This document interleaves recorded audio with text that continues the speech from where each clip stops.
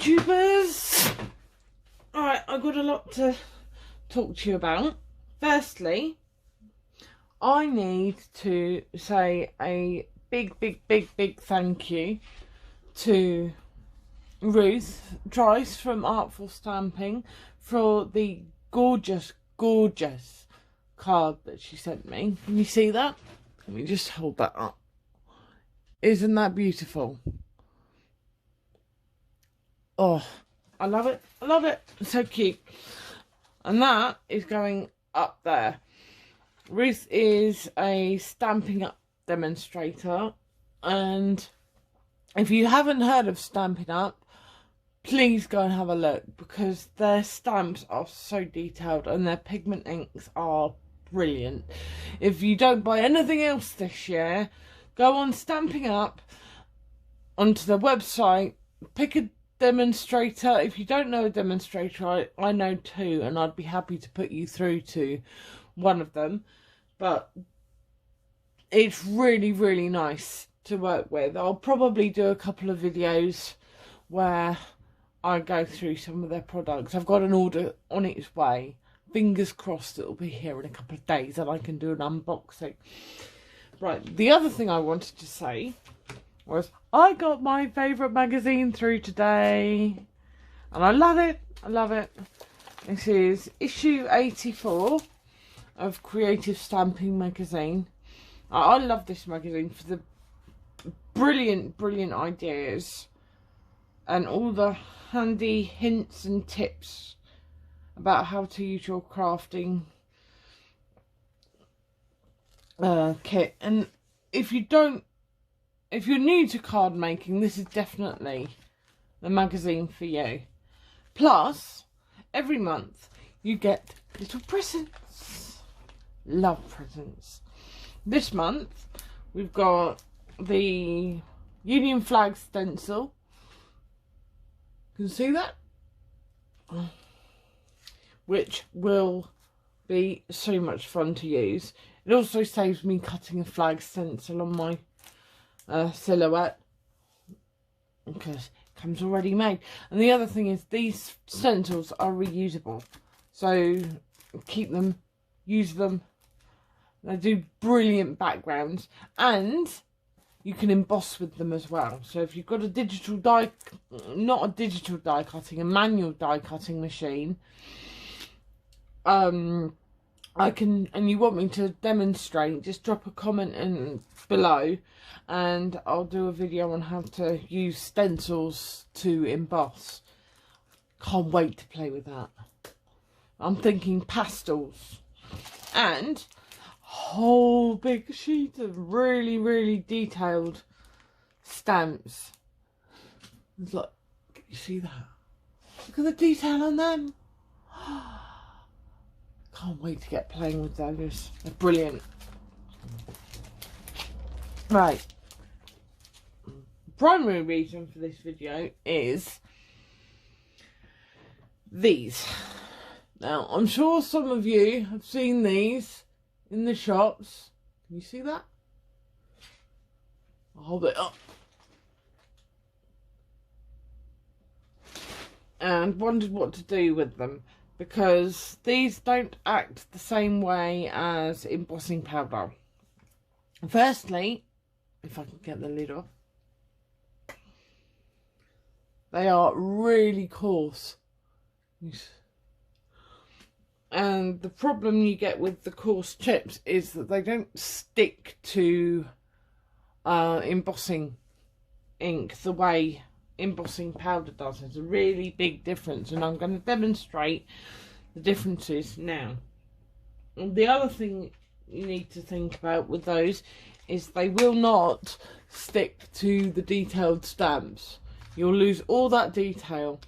What you want with the embossing flakes are these plain silhouette solid stamps. They do much better on a solid area where you can keep adding layers if you need to. With that, you'll lose detail on these. Right. And this is where we get to play, and I will show you the difference first with the fine embossing powder. All the links to what I'm using are in the video description below, so you'll be able to go and have a shifty round yourself. And where's my scratch paper? There we go. Just bulk standard copier paper, really easy. Fold in the middle so you can put your flakes back in your tub. Right.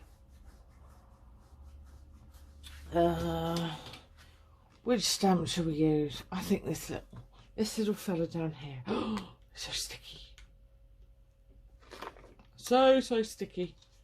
Right. If I can get that off. And this.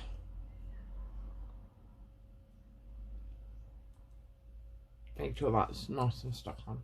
Oh, another tip for stamping: if you're on a hard surface like this without a lot of give in it, you want to get a piece of neoprene foam, cheap mouse mat, anything like that, something with a bit of give in it, because that's going to help push the paper into the stamp and you'll get a better coverage. The other thing you can get, if you're not confident with stamping, is one of these, which will allow you to do extra layers. But I'm going off topic here. Right, I have got, in true Bluetooth fashion, a piece of card, nicely highly contrasted, so you'll be able to see what I'm doing. Now, we'll use the fine stuff first.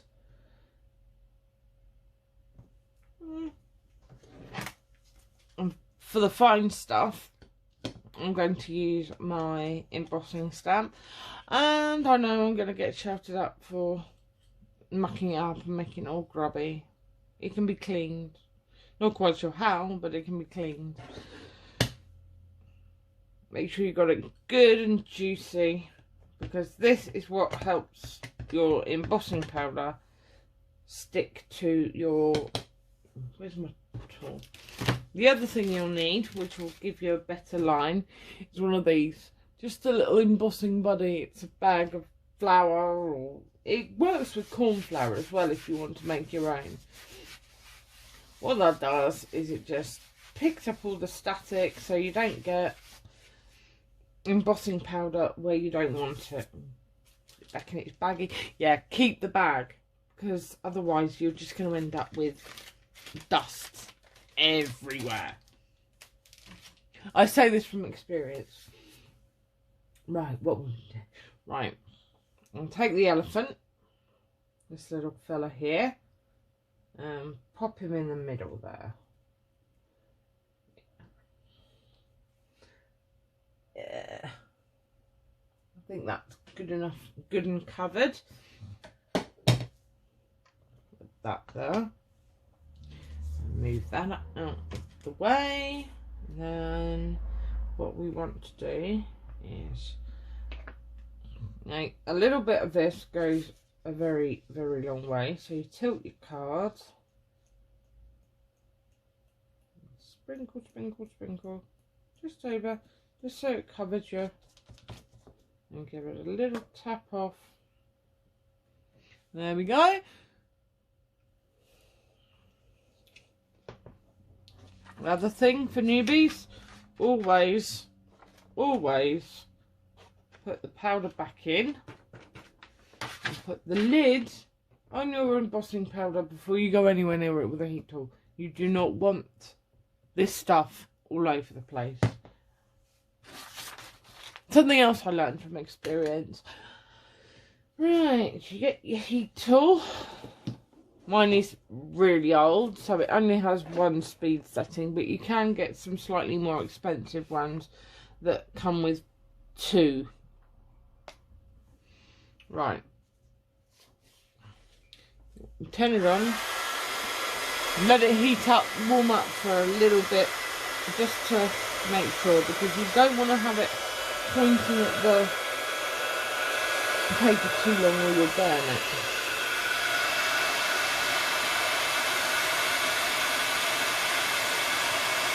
And just get that melted.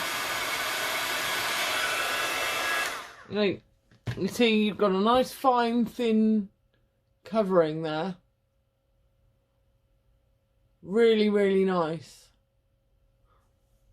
But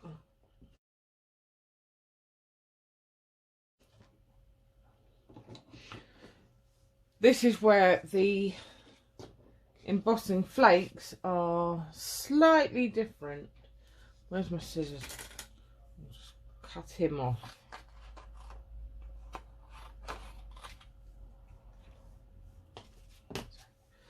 Right.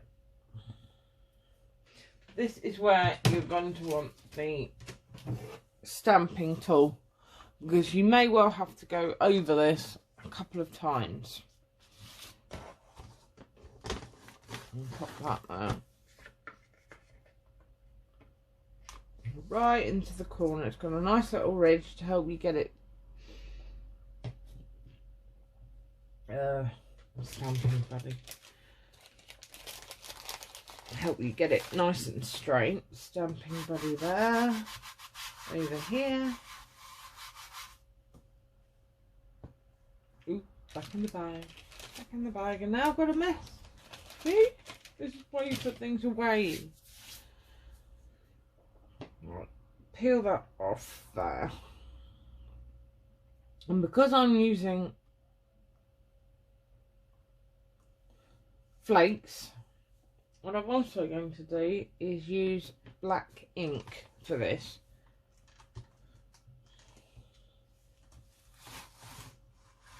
So you put that there. And just to get a first coating down. Doesn't have to be particularly thick. Just gives you a bit of a spread. Lid on.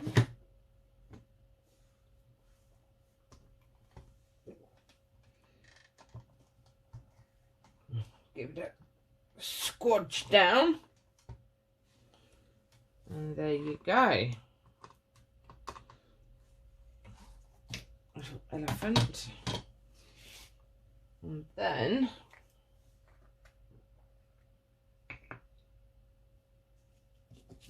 what you do is you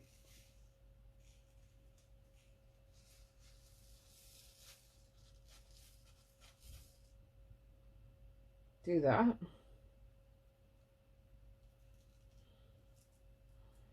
You see what I mean? It's you end up with flakes everywhere.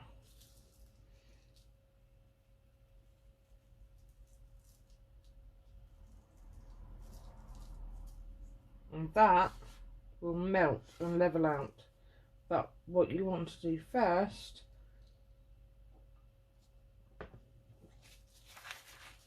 what you definitely want to do with these chips is heat it from below first. Ooh, lid.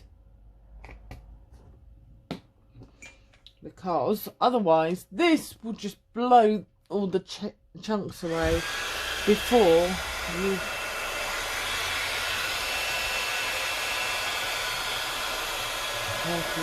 carefully.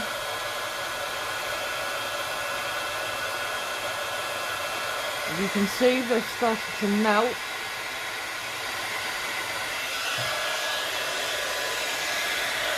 And that will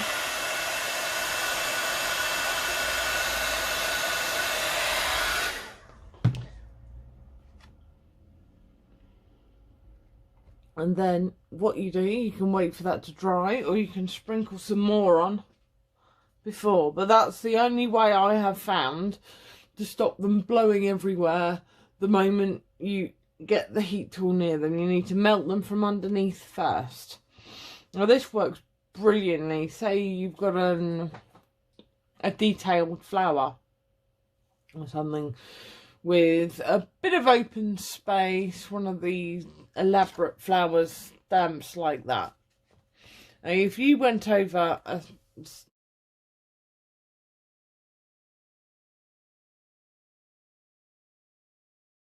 stamp with a big petal and embossed a couple of times to get the outlines, you could then go through with the embossing chips and then fill in the gaps with them, and you'll end up with a really, really nice high gloss effect. Shall we see what we can do with this? See if we can get it to...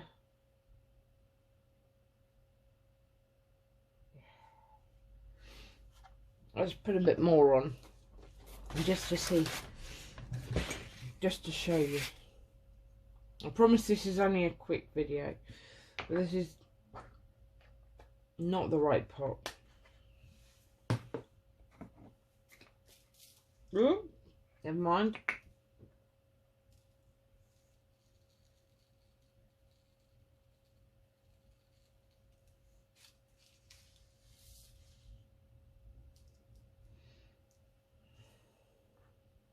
Oh, I might actually have to stamp that again, thinking about it. I've left too long talking. I'm back in there for a second. Right, so I'm going to go back in here and line it up, because I haven't moved that stamp. I should just be able to go back in with some clear. I'm going to give that stamp a bit of a clean up, so I don't get black ink in my embossing ink.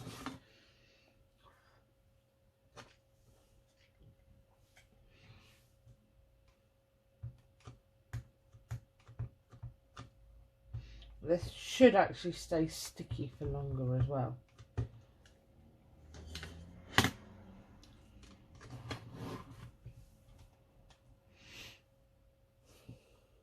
I apologise if my head's in the way. I need to see what I'm doing here.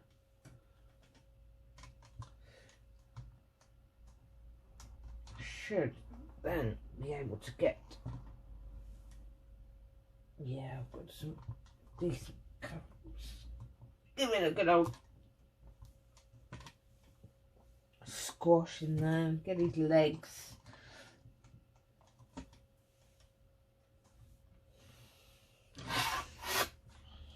If this doesn't stick, then I do have my Nuvo embossing pen to fill in the legs.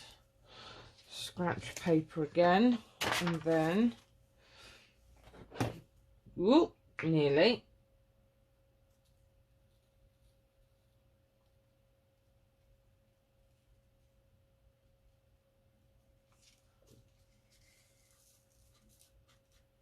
Ah, that's better.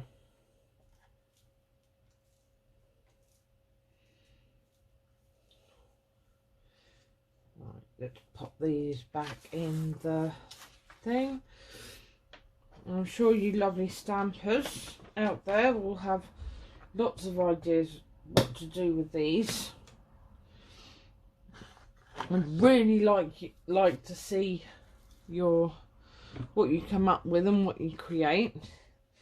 And my social links are on my channel, and I'll put them in the below, but so you heat them below, not too close to the paper, that just warms them up enough that you don't have to then worry about them blowing everywhere.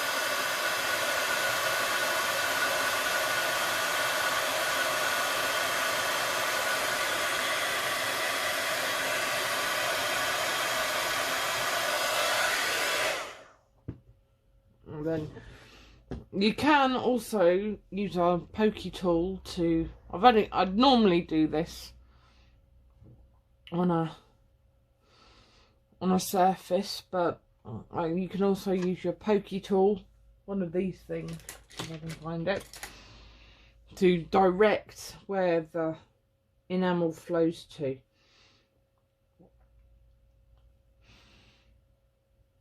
But if I lift that up, you can see you get a really nice thick layer. And it's handy, so you don't have to then do layers and layers and layers of fine embossing powder. So All the links to what I've used are in the description box below, and I look forward to seeing what you create. I'm sure someone's got a bottle of these. Oh, that's how I put the lid on. I'm sure someone's got a tub of these. They're not hugely expensive, but you will look to pay about £5–6 a pot. You can get them in Hobbycraft on Amazon. I got this pot from Coleman's Craft Warehouse at Rushton Lakes, but I absolutely love these, and I will be having a good old play with them in future. Thank you for your time. I hope you enjoyed the video.